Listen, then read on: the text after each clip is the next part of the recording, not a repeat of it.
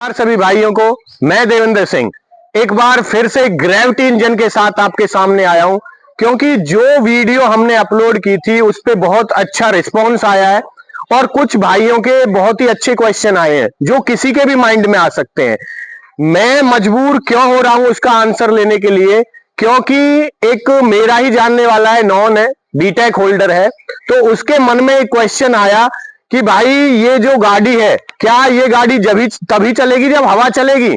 मतलब हवा नहीं चलेगी तो ये गाड़ी नहीं चलेगी। उनका कहने का सवाल ये है। तो कुछों के कमेंट ऐसे भी आ रहे हैं तो हमें तूफान चलने का इंतजार करना पड़ेगा, तब तक ये गाड़ी हमारी नहीं चलेगी। तो ऐसी गाड़ी किस काम की? तो मैं एक चीज बता देना चाहता हूं कि जो ग्रेविटी इंजन की जो इन्वेंशन हुई है वो बहुत बड़ा चमत्कार है। ये एक, जैसा कि मैंने इंटरव्यू में बताया था ना, ये एक दैवीय शक्ति होती है। अगर ये होना होता तो बहुत पहले हो चुका होता, परंतु ये होना था डॉक्टर सरवन सिंह के हाथों और ये हो चुका है। तो उनसे मैं इस चीज का जवाब मांगूंगा कि जो ये क्वेश्चंस है कैसे इन क्वेश्चनों का आंसर करें, क्योंकि ये क्वेश्चन बहुत ही स्टीक है और बहुत अच्छा पूछा है। अगर ये क्वेश्चन एक पढ़े लिखे इंसान के माइंड में आ सकता है तो जो भाई रिलेटिव वेलोसिटी की नॉलेज नहीं रखते उनके लिए तो ये बहुत बड़ा क्वेश्चन हो जाता है। तो उनका आंसर करना बहुत जरूरी है। तो एक बार साइंटिस्ट के पास चलते हैं और उनसे इस चीज का जवाब लेते हैं। आओ जी।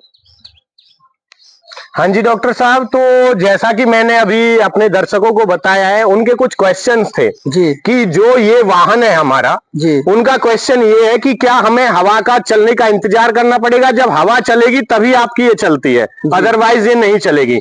मैं इस पे रिलेटिव वेलोसिटी का, क्योंकि देखो मैं फिजिक्स को जानने वाला हूं, मुझे रिलेटिव वेलोसिटी को दिन रात में बच्चों को पढ़ा रहा हूं। मुझे एक चीज का कॉन्सेप्ट पता है, वो मैं बाद में एक्सप्लेन करूंगा। पहले मैं साइंटिस्ट साहब से, जो इस ग्रेविटी इंजन के का आविष्कार जिन्होंने किया है, मैं उन्हीं से जान लेता हूं।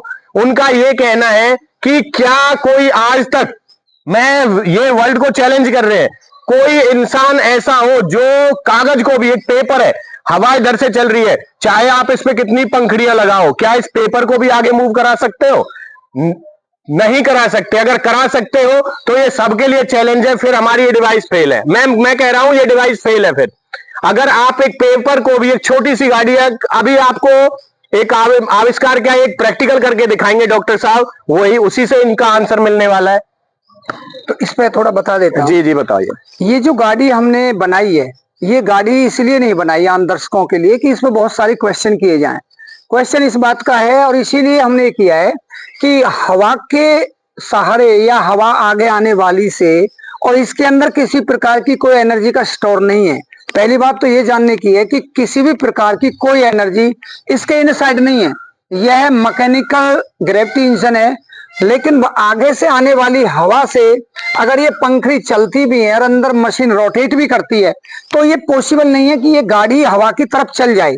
अगर कोई ये कहे कि हो सकता है गियर होगा या कोई चेन बेल्ट वगैरह होगी, हमने तो एक पंखा लगाया है, आप इसके ऊपर गाड़ी बनाइए कोई छोटी बड़ी कैसी भी, उस पर 10-10 पंखे लगाइए, मेरे हिसाब से आप 1 वर्ष तक भी लगातार उस पर एयर का फोर्स मारेंगे, वो पीछे तो भागेगी या लुढ़क जाएगी या इधर उधर साइड छोड़ देगी, लेकिन वो आगे मूवमेंट नहीं कर सकती। तो ये हमने जो चैलेंज किया है कि एक बहुत गहरी चीज को समझाना, एक प्रैक्टिकल लोड किया है ताकि हमारे यूनिवर्स के जितने भी साइंटिस्ट हैं, जितने भी हमारे प्रोफेसर हैं, फिजिक्स के टीचर्स हैं, जो भी हमारे नवयुवक और हमारे पद पर से बाहर से जिन्होंने रिजाइन ले लिया है, वो सभी लोग इस चीज को समझे। क्या हवा के खिलाफ बिना एनर्जी के चल सकता है? कोई नहीं चल पाया। तो आइए अब हम एक प्रैक्टिकल आपको दिखाते हैं, फिर हम समझाते हैं इसके बारे में। आइए। अच्छा, पहले ही सेटलमेंट है हमारे यहाँ पे। हाँ देखिए, ये 12 वोल्ट की बैटरी है और ये एक फैन है। ये हमारी एक बच्चों की खिलौना की गाड़ी है। ये पीछे आगे हम कैसे भी करें इसमें, लेकिन हम आपको क्या दिखाएंगे। और ये ढलान और है, ढलान है, ढलान देखो इतनी है, देखो ये गाड़ी है। हाँ, ये ढलान है, वहां चलती है। मैंने फोर्स नहीं लगाया इसको। हाँ, तो हम इसमें मान लीजिए हमने ये रोका, हालांकि सब लोग समझते हैं इस बात को। हम इस पंखा के द्वारा अगर हम इसमें हवा मारते हैं तो पीछे को जाएगी, आगे को नहीं आ सकती। कागज से लेके कोई भी पंखा लगाओ, कैसा भी लगाओ, वो हमेशा पीछे को ही फोर्स करेगा। सवाल ये कि जीएफ इंजन जो टेक्नोलॉजी का रिसर्च हुआ है, इनोवेशन हुआ है, यही एक कमाल है कि किसी भी मूवमेंट को लेकर के किधर भी एक्शन में जा सकता है, इसके लिए कोई दिशा का महत्व नहीं है। एयर के खिलाफ बिना किसी एनर्जी के चल जाना। अगर आप ये कहेंगे कि ये एनर्जी तो ले ही रहा है हवा से, अरे एनर्जी हवा से नहीं ले रहा, हवा तो आगे इसके रुकावट है, लेकिन इंजन में वो टेक्निकल है कि जो कि हवा को ही पावर में कन्वर्ट करके कई गुना पावर को बढ़ा करके फिर हवा की तरफ चलने का इजाद करता है। तो ये महत्व चीज आपको दिखानी है। और देखिए मैं इसमें तार लगा देता हूं और फिर ये पंखा चलेगा, फिर आप देखें आगे। ये मैंने चलाया है कि अब हमारे पंखा मूवमेंट करना शुरू होगा। हाँ, चल चुका है। अब देखो आगे से मैं अगर एयर लगाता हूं, गाड़ी पीछे की तरफ मूवमेंट हो रही है, वो चलेगी वहां। ये जो गाड़ी है ये हमारी यानी कि आगे की तरफ क्यों नहीं आती, क्योंकि एयर का फ्रैक्शन है। देखिए यानी कि इसको इतने ढलान पे भी एयर रोक के बैठी है। देखिए आप, ये जो हवा है ये हवा इस पर रोक के बैठी है, लेकिन ये आगे की तरफ क्यों नहीं आ रही, क्योंकि हवा का बल ही इतना हैवी होता है, जबकि इसमें कोई एनर्जी नहीं है। मैं छोड़ता हूं तो मान लीजिए, इधर लेके आओ जी, एक सेकंड इधर लेके आओ। जो मेरे दोस्त का क्वेश्चन था मैं उसको बता दे। तो मेरा दोस्त ही है वो, मेरे साथ उसने बीटेक की है, एमटेक उसने नहीं की थी कंटिन्यू। लगाना जी इसको एक बार फ्रैक्शन। हाँ देखो ठीक है जी, ये इस फैन की केवल हवा का प्रभाव है जो इस पे अपोजिट लग रही है, उसकी वजह से आगे नहीं जा रही। तो आप सोच सकते हो जो गाड़ी आपकी रोड पे चल रही है उस पे कितनी स्पीड से हवा लगती होगी। क्या मुझे कोई बच्चा जो 11th क्लास में, बाबूजी एक सेकंड बंद करो इसको, जो 11th क्लास में भी पढ़ता होगा ना, उसने आपने एक मोशन इन स्ट्रेट लाइन वाला चैप्टर है, motion in straight line 11th class का, इंडियन सिलेबस के अकॉर्डिंग फिजिक्स का। तो उसमें एक रिलेटिव वेलोसिटी एक चैप्टर आता है, चैप्टर के अंदर टॉपिक आता है। तो उसके अंदर किसी भी वाहन को, मैं एक उस दोस्त का क्वेश्चन ये था कि हवा अगर चलेगी तभी हवा लगेगी क्या। मैं एक चीज बताना चाहता हूं कि हवा यहां पे मौजूद है। एयर किसको बोलते हैं, जो एयर के पार्टिकल्स है उसको नाम दिया गया। एयर जब फ्लो होती है वो चीज अलग है, वो हवा का बहना अलग चीज है। जो एयर बोला गया है, एयर जो ये एटमॉस्फेयर के अंदर सभी को वो दिखाई नहीं दे रही, एयर यहां भी है यहां भी है, वो ब्लो कर रही है नहीं कर रही, that is not the matter. अब कहने का मतलब यहां है कि इस डिवाइस के आगे एयर है या नहीं है। कुछ बोलते हैं कि जो बोल रहे थे ना कि एयर जब चलेगी, अरे एयर नहीं चलेगी, यहां पे एयर अभी है, मानते हो नहीं मानते, मानना पड़ेगा, यहां पे एयर है एटमॉस्फेयर के अंदर। अब बात आती है कि एयर को एज ए इनपुट कैसे लेगी। इनिशियल मैं मान के चल रहा हूं हमारा ये ईवी वाहन है, इलेक्ट्रिक व्हीकल है हमारा, इलेक्ट्रिक व्हीकल है, इसके अंदर बैटरी चार्ज होगी, हमने इसको स्टार्ट कर दिया, मान के चलो 10 की स्पीड से चल रही है। अब कोई बच्चा मुझे जवाब दे सकता है, बच्चे से मैं इसलिए बोल रहा हूं जो 11th क्लास में पढ़ता है, अगर यहां पे एयर है, एयर अभी कैसे है, रेस्ट पे है, अगर मैं इसको रेस्ट पे मानता हूं, ये आपका मूव कर रहा है, तो कोई इसके रेस्पेक्ट में इसकी एयर की वेलोसिटी बता सकता है। जो एयर की velocity with respect to ground 0 थी, अगर मैं इसके रेस्पेक्ट में देखता हूं तो वेलोसिटी जितनी, अगर ये 10 की स्पीड से चल रही है ना, तो इस पे एयर 10 की स्पीड से लगेगी, ये रिलेटिव वेलोसिटी होती है। बिल्कुल सही है। अगर वो 20 की स्पीड से आ रही है, एयर सामने से 20 किलोमीटर पर आवर की स्पीड से आ रही है, हमारा ये वाहन भी 20 किलोमीटर पर आवर की स्पीड से इधर चल रहा है, तो पता है इस पे एयर की रिलेटिव वेलोसिटी कितनी होगी, 40 होगी, ये रिलेटिव वेलोसिटी होती है। अब बताओ एयर कहां से आई, अब एयर कहां से आई, अगर ये 10 की स्पीड से चल रही है तो 10 की स्पीड से अपने आप एयर आई नहीं आई। जो आपके अकॉर्डिंग आप ये क्वेश्चन पुट कर रहे थे कि सर एयर अगर नहीं होगी, एयर नहीं होगी, ये तो होगा ही नहीं क्योंकि एयर है यहां पे, एयर मूव नहीं कर रही, मत करो मूव, हमारा व्हीकल मूव कर रहा है with initial current from where we are getting that, from our battery से हमारी वाहन चला। अब इसको इनपुट की जरूरत नहीं है, he is getting input from the outside. अब आप इसको अपना डिस्कनेक्ट कर सकते हो, ये हमारा मल्टीप्लाई होता चला जाएगा और विद इन ए सेकेंड।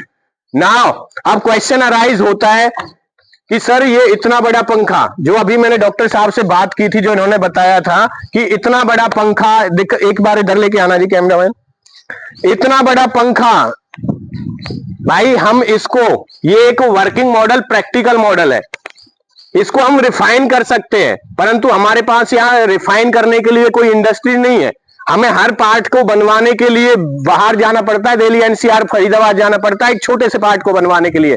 हम इसको कवर भी कर सकते थे। बिल्कुल। इस फैन को हम यहाँ पे जाली लगा के, आपने ट्रेन को देखा है कभी? ट्रेन के आगे अंदर क्या क्या पार्ट लगे हुए हैं, कितना लोहा लगा है, कितना इंजन लगा है, कितना धुआं निकल रहा है, कभी देखे आएगा उसके अंदर घुस के? आपने एक्सेप्ट किया उस चीज को? नहीं किया। क्या कभी किसी ने क्वेश्चन मार्क किया है क्या उसके ऊपर? ये भी एप्लीकेशन, हम इसको कवर भी कर सकते थे, हम इसको ढक सकते हैं, जाली लगा सकते हैं इसके अंदर, ये आपको दिखेगा भी नहीं। बिल्कुल नहीं दिखेगा। छोटी छोटी जालियों में से आपको पता भी नहीं चलेगा। आप कूलर घर पे यूज करते हो, कभी उन पंखड़ियों पे सवाल उठाया है? आप एसी यूज करते हो, घर के बाहर ऊपर एसी पे ऊपर पंखड़ियां लगी रहती है, कभी सवाल उठाया है? अपने गाड़ी का बोनेट उखाड़ के देख लेना, वहां पे कूलेंट जहां लगा रहता है वहां फैन लगा रहता है, क्या उस पे फैन पे क्वेश्चन उठाया है? नहीं उठाया है? नहीं उठाया होगा भाई। हम इसको अंदर अंडरग्राउंड कर सकते थे, ये वर्किंग मॉडल है, हम इसको भी खोल के दिखा देते। हमारा पेटेंट होने के लिए जा रखा है, हम इसको भी खोल के दिखा देते हैं। इसके अंदर क्या है? कोई इसके अंदर बेल्ट नहीं है, केवल जो ग्रेविटी इंजन है, कोई गियर सिस्टम नहीं है, कोई हमारे इसके अंदर चैन कुप्पी नहीं लगी हुई, सारा कुछ पूरा ग्रीन है। Green in the sense eco friendly है, इसमें किसी भी टाइप का यू कैन से पॉल्यूशन नहीं है। जो हमारी अदर डिवाइसेस, जो भी अदर व्हीकल्स करते हैं, वो ऐसा इसके अंदर कुछ भी नहीं है। तो ये क्वेश्चन, अब ये साइंटिस्टों को यही तो है, मैंने बोला आप इसको ट्रेन में यूज करो। भाई ट्रेन के अंदर फ्रिक्शन लगता है, एयर फ्रिक्शन, अपोजिट फ्रिक्शन, कुछ ना कुछ तो 20% तो उसके फ्यूल कंजप्शन को वो डिक्रीज कर रही है, बढ़ा रही है। जो एवरेज गाड़ी आपकी 14 की दे रही है, वो इसको लगने से मैं श्योरिटी दे रहा हूं वो 40 पे जाएगी। अब बताओ इसमें किसका नुकसान है?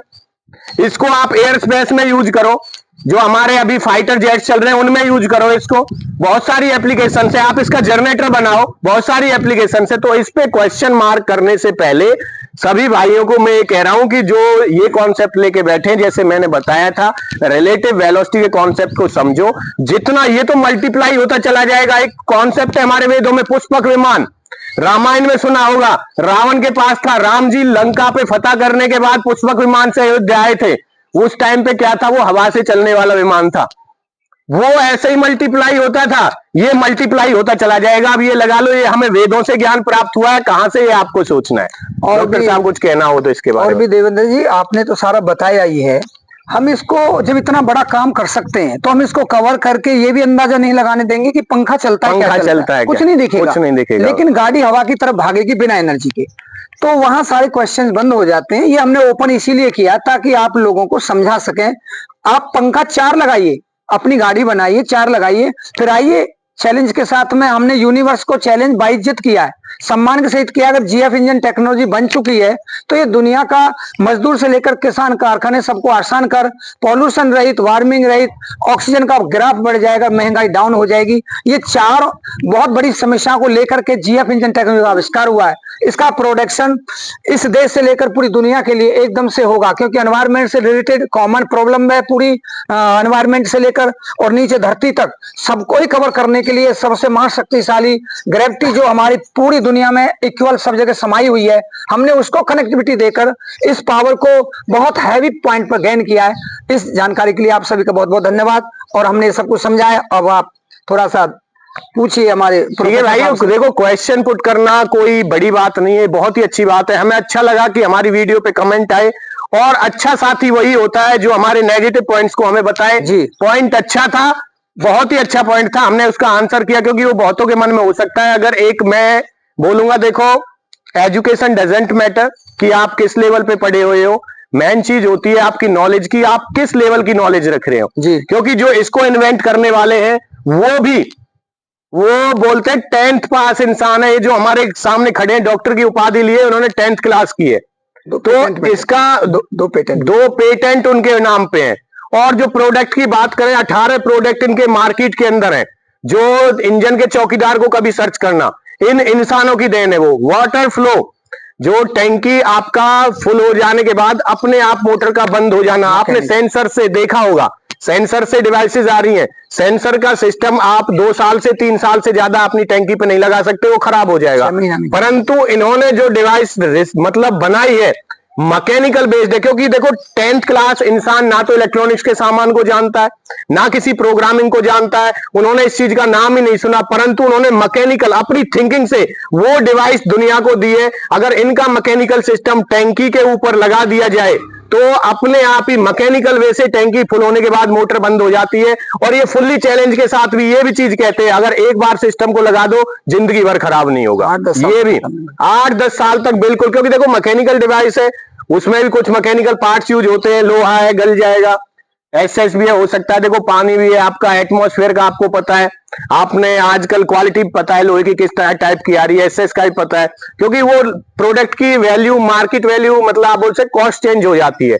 इस कॉस्ट कटिंग के चक्कर में कुछ चीजों के साथ हमें कंप्रोमाइज करना पड़ता है। बट ये खुला चैलेंज है, इनकी डिवाइस 6 साल से पहले खराब नहीं होगी, और वो भी बिना किसी एनर्जी के चलती है। बिल्कुल बिल्कुल, उसमें भी किसी एनर्जी की नीड नहीं है। तो ये तो इको फ्रेंडली एनवायरनमेंट लेके चल रहे हैं, आपको सपोर्ट करने की जरूरत है। इस वीडियो को लाइक करो, शेयर करो, और जो चैनल है इनका, एक बार डॉक्टर साहब उस चैनल को सब्सक्राइब कर, मतलब डिस्क्राइब कर दीजिए अपने व्यू से। अंजू सरवन पावर के नाम से हमारा चैनल है, जिसपे ये ग्रेविटी इंजन की पूरी पीएचडी हम देने का प्रयास कर रहे हैं, हम अपने सभी जो दर्शकों को। तो अंजू सरवन पावर के नाम से आप हमारा यूट्यूब चैनल पर देखेंगे तो वहां पर काफी वीडियोस लोड हो चुकी हैं, और इसका जो हाई टेक्निकल जो आगे समझाना होगा इसी चैनल पर फटाफट हम भेज रहे हैं आपके पास। ठीक है भाइयों, जय हिंद, जय भारत।